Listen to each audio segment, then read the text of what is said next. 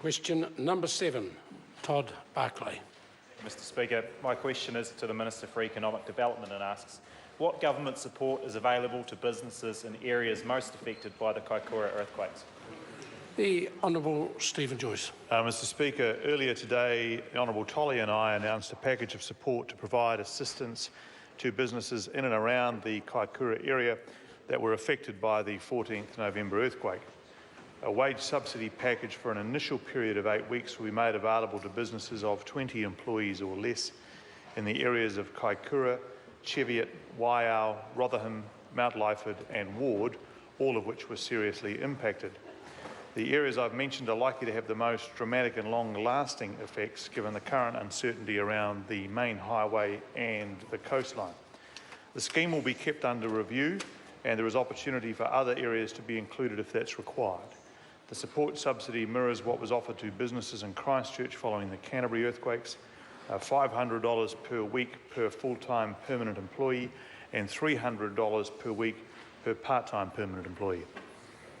Supplementary. Supplementary question, Todd Barclay. Thank you, Mr Speaker. Why is the government supporting businesses in earthquake-affected areas?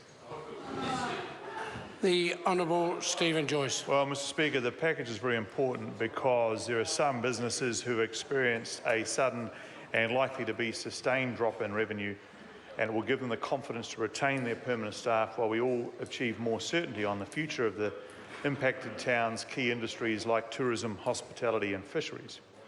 While there have been many businesses in both the North and South Island that have been affected to some degree by these quakes, the unique circumstances here are that these towns are built along the state highway. That particular road has been severely damaged and there's also been a coastline which has been massively altered. Nobody yet knows when their livelihoods will be able to be restored. It's clear that if we didn't move quickly, employment could dry up in these towns. More will need to be done, but the government is determined to help those towns get through the worst of it while we work through their recovery. Supplementary. Supplementary question, Todd Barclay. Thank you, Mr Speaker. How else is the government supporting businesses in earthquake-affected areas? The Honourable Stephen Joyce. The member asks a good question. Today's package is an initial package to provide some certainty to impacted local businesses and their staff. Other ministers will be taking papers to Cabinet shortly to provide further support for local businesses. The Minister of Revenue is currently developing a package with inland revenue officials, and the Minister for Primary Industries is also developing some initiatives with his officials to support the primary sector in the affected areas. These will be announced in the days ahead.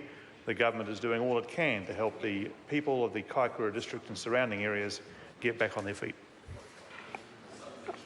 Supplementary question, Dr. David Clark.